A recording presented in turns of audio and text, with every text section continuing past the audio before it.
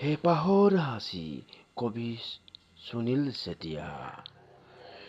ঈশ্বৰ প্ৰসন্ন কৰিবলৈ মহামৃত্যুঞ্জয় মন্ত্ৰৰ কিমান হাজাৰ বাৰ জপ ধ্যান কৰিলে নিৰোগী স্বাস্থ্যৱান হৈ জীৱনটো কিদৰে উপভোগ কৰিব পাৰি? সেই কথাবোৰ মোৰ বুকুতেই লিখিছিল অতীততে। আমি চাকি জ্বলাওঁ, ধূপ নৈবেদ্য আগবঢ়াওঁ আমাৰ সকলো মনৰ বাঞ্ছা পূৰণৰ বাবে। মই সাঁচি মোৰ আদিৰ পাঠত ৰামায়ণ মহাভাৰতৰ পুথি কাব্যত হাজাৰ হাজাৰ বছৰ পুৰণি নানান জাতিয়ে লিখিছিল মোৰ গছৰ ছাল বাকলিত বুৰঞ্জী। আহোম বুৰঞ্জী তাৰেই প্ৰতীক। শংকৰদেৱ মাধৱদেৱেও লিখিছিল নানান অমৰত্ব কাব্য, মহাকাব্য, নামঘোষা গ্ৰন্থ আদি পুথিৰাজি। মোৰ গৰিমাত গছৰ লতিকা সুশোভিত, শান্ত সমাহিত, মই কালৰ কুটিল গতিত হেৰাইছিলো। মই মোৰ বুকু ফিন্দাই ফিতাহি মৰা নাই।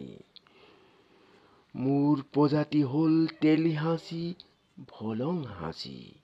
মই প্ৰকৃতিৰ বুকুত মোৰ শিপাৰ পৰা পাতলৈকে মানৱতাক দিছো সম্পদ। প্ৰকৃতিৰ বুকুত বিয়পি বিয়পি শাৰী শাৰীকৈ বিশ্বজুৰি ম্যানমাৰ, চীন, মালয়েছিয়া, টাইৱান আদিত অসম মোৰ অতীত। বৰ অসমৰ পাহাৰে ভৈয়ামে, আকাশে বতাহে মোৰ সত্তা। মই সহায় কৰো টানি টুনি ঘৰখন চলা, ছাল উৰুকি যোৱা, বৰষুণ দিলেই পানী পৰা, মজিয়াৰ জেকা জেৰুৱা জপনা ভাঙি ছিঙি যোৱা মানৱক। চাকৰি নথকা, টকা নথকাৰ বাবে প্ৰেমিকাই এৰি দিয়া প্ৰেমিকক জীৱনৰ নতুন ৰূপ দিব পাৰো মই।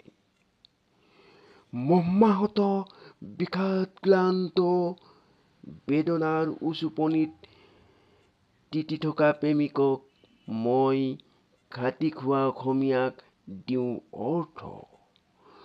মোৰ বাবে এখন ঘৰ উজলি উঠিবও পাৰে। অন্ধমন লৈ নিজক নিচিনি নিবনুৱা নাযাবা কেৰেলা, বেংলোৰ, বম্বে, বিদেশলৈ। দুখৰ দিনত অনুপম অটল বিশ্বাসেৰে দিম কৰ্ম সংস্কৃতিৰ কমৰ দক্ষতা সংস্থাপন।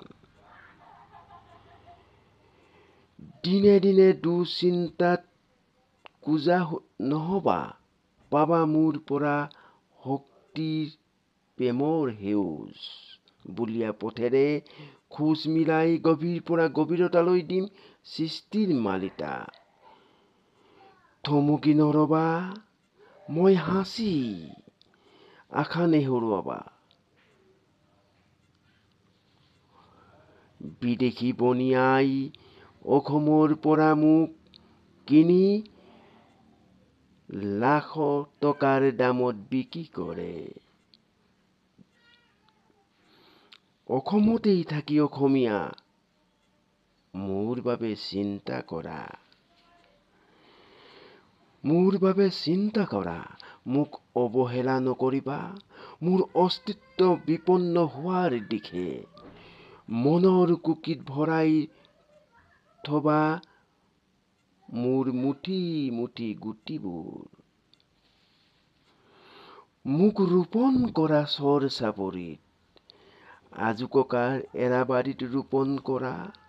অসমৰ প্ৰান্তে প্ৰান্তে মই দিওঁ জৈৱিক সাৰ। মোৰ সেউজী পাতৰ দৃষ্টিনন্দন সৌন্দৰ্যত সুগন্ধি ধূপ, ধূনা, জুইশলাৰ পাৰফিউম, ৰং, ঔষধ, মোৰ ছাল বাকলি কাগজৰ দৰে নিমজ। মোক অসমীয়া মানুহৰ ঘৰে ঘৰে ৰোপণ কৰিলে পৰিয়ালটিয়ে খুলিব নালাগে ভৱিষ্যত জীৱনৰ বাবে জীৱন বীমাৰ পলিচি। মই সোণোৱালী অসমৰ সুগুণ। বাঢ়ৈ থকা কাঠখোলা নানান পক্ষী মোৰ দেহৰ পোকবোৰ খুলি খুলি খায়। হুৰ হুৰকৈ বৰষুণে ধুই নিছে মোৰ দেহ। মই হেঁপাহৰ হাঁচি, ধুমুহা বিধ্বস্ত নানান পক্ষী নিধাৰা হোৱা ভগ্ন হৃদয়ৰ বেদনাত উচুপি থকা পক্ষীয়েও বাঁহ সাজে মোৰ দেহৰ ডাল পাত ঠাল ঠেঙুলিত। মই অসমৰ বন্য। মোৰ আলফুলীয়া দেহত আঘাত পালেও মোৰ দুখৰ অনুভৱ নহয়। মই পবিত্ৰ। মই মানৱৰ হেঁপাহৰ সপোন। মাথো মই খুলিছো এপদ এপদকৈ মনৰ দুৱাৰ অসমীয়াই নিবনুৱাৰ বুকুত। অলপ চেষ্টা কৰা। মোক সজাব জানিলে বাস্তৱত প্ৰতিঘৰ অসমীয়াৰ জীৱন বহুত সুন্দৰ হ'ব। আশা কৰাতকৈ বহুত বেছি দিম মই। মই আছো গোলাঘাটৰ নাহৰণি, শিৱসাগৰৰ নামতি, চৰাইদেউ, ধোদৰালিৰ কাণে কাণে।